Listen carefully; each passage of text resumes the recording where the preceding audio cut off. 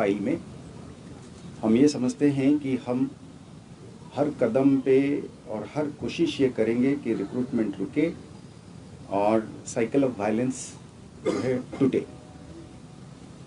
इसमें किसी को दो राय नहीं है कि रिक्रूटमेंट होती है, फिर एक्शन होता है, फिर उसकी एक फॉलआउट होती है और एक फिर उस फॉलआउट से फिर एक साइक्लिकल वायलेंस की एक सिस्टम जो है वो जारी रहता है। इसलिए मैंने कहा कि मैं तो इसको देखता हूँ इस नज़रिए से कि पिछले साल 113 जानें गई थी बेशक टेररिस्ट्स की, और इसमें से हमने इस बार रिक्रूटमेंट रोक के उतनी जानें बचाई हैं जितने जानें चाहे वो टेररिस्ट की क्यों ना हो, अपने लड़कों की क्यों ना हो, वो रुके।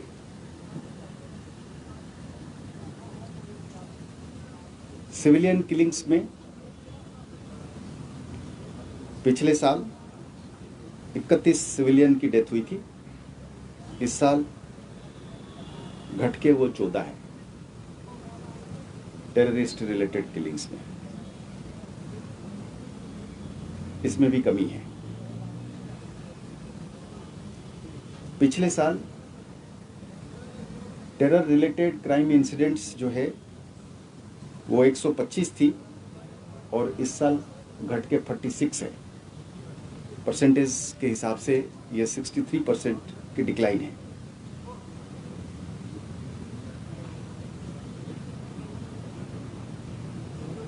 एक स्टैटिस्टिक्स ये है कि एक पीछे देखा जाए तो हर 3 दिन में एक टेरर इंसिडेंट हुआ करता था, अब अभी 9 दिन और 10 दिन में टेरर इंसिडेंट की फ्रीक्वेंसी हो रहा है, तो उसी तरीके से इंसिडेंट्स कम हुए हैं। एक बहुत बड़ा फैक्टर जो हम मानते हैं कि हमारी पुलिसिंग और सिक्योरिटी मेजर्स में है वो ये है हड़ताल कॉल।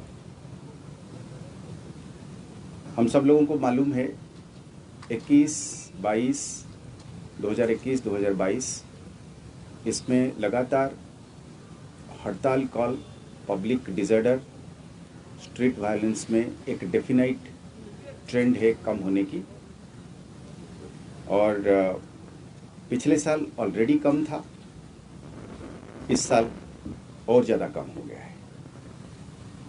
अगर हम ऑर्गेनाइज्ड हड़ताल कॉल की बात करते हैं, ऑर्गेनाइज्ड हड़ताल कॉल का मतलब ये हो गया कि कॉल होती है, सेपरेटिस्ट आउटफिट्स या टेररिस्ट आउटफिट्स कॉल देते हैं बंद करने के लिए, और उसकी रिस्पॉन्स कैसा, तो उस हिसाब से 0 है। और जो हड़ताल कलें हुई हैं वो सब सरहद के पार से होती है और सोशल मीडिया पर इसको फैलाया जाता है। इसके पीछे कोशिश होती है कि एक इंटिमिडेशन भी रहे, एक प्रोपागेंडा भी रहे,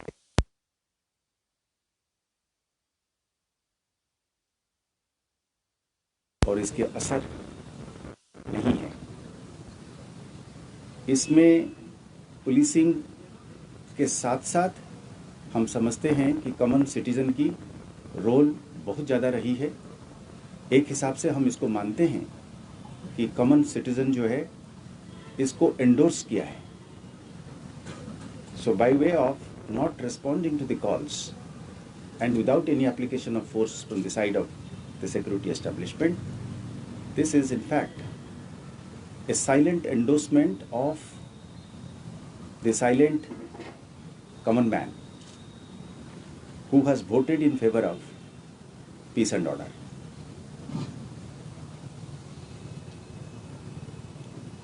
लॉ एंड ऑर्डर को मेंटेन करने के सिलसिले में सिविलियन कैजुअलिटी ये सेकेंड स्ट्रेट ईयर है जहाँ पे ये 0 है। एक भी शख्स का जान नहीं गई है लॉ एंड ऑर्डर को मेंटेन करते हुए,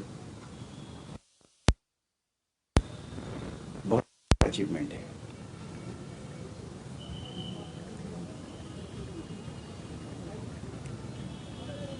हड़ताल काल के साथ साथ स्टोन पेल्टिंग की जो इंसिडेंट्स है उसमें भी सिग्निफिकेंट कमी आई है। ओवरऑल स्टोन पेल्टिंग की इंसिडेंट्स जो है 50 to 60% की कमी है।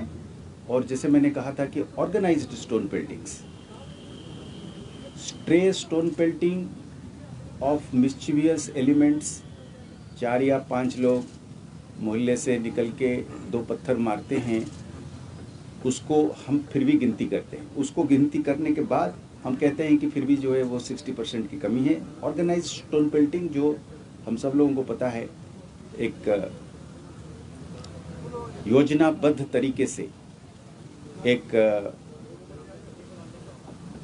कॉन्स्पिरेसी के तहत डिसरप्शन करने के लिए, एक मोबिलाइजेशन के तहत जो होता है वो भी जीरो है।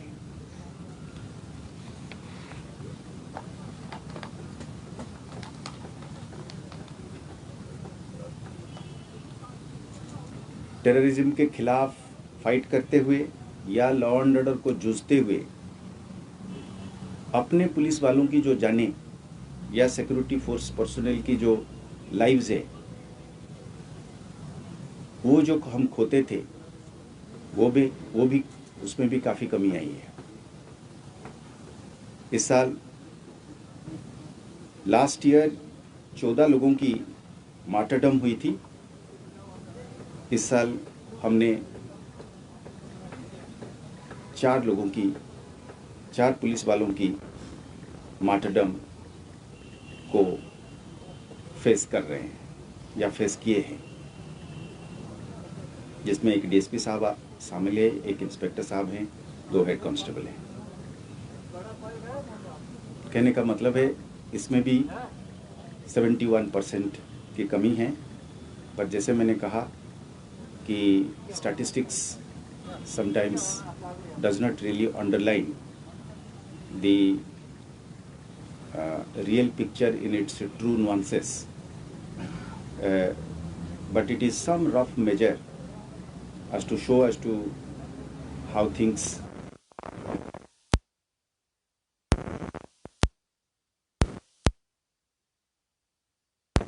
force personnel की मार्टरडम हो। पर एक हम पीछे नहीं कर सकते हैं।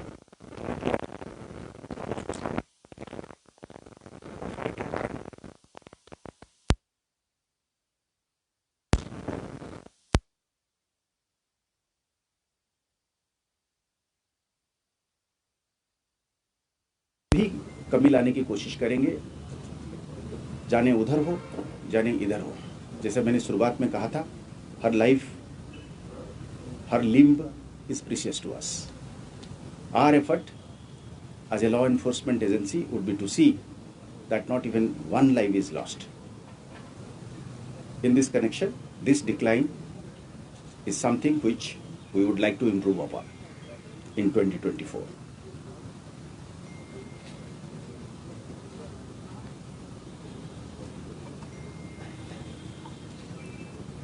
ओवरऑल सिक्योरिटी एनवायरनमेंट में इम्प्रूवमेंट होने के नाते जम्मू कश्मीर में हमने बड़े प्रेस्टिजियस इवेंट्स पिछले साल कंडक्ट किए हैं, जिसमें से national conference on legal services जो श्रीनगर में हुई 3 दिन तक, कंट्री से, सुप्रीम कोर्ट से और ऑनरेबल हाई कोर्ट से, ऑनरेबल सुप्रीम कोर्ट से चीफ जस्टिस और बहुत सीनियर जस्टिस साहिबान इसमें पार्टिसिपेट किए थे। हम लोगों को पता है कि T20 की मीट नगर में सक्सेसफुली कंडक्ट किया गया था।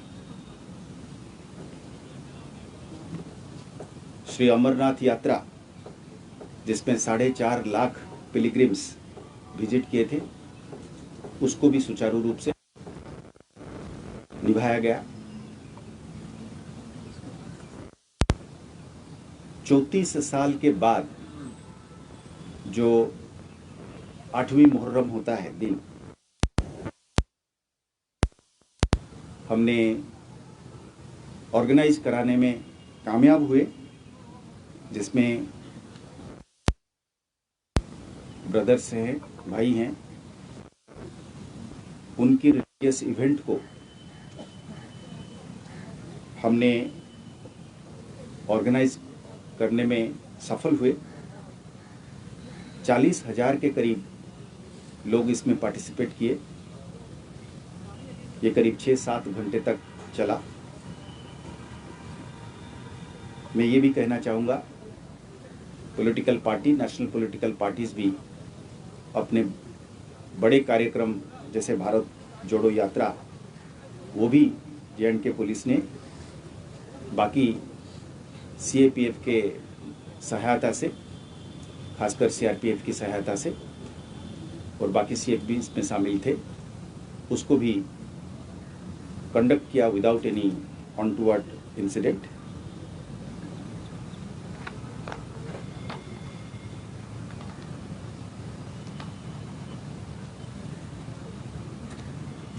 इसके साथ साथ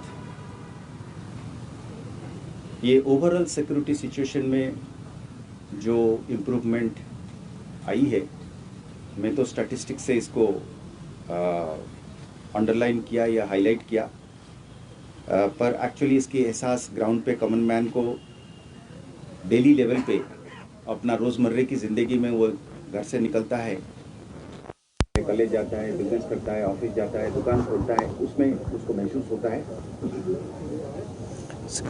अब उसके पीछे जो काम है, जो पर्दे के पीछे कठिन काम है, उसके बारे में चंद शब्द मैं कहूँगा।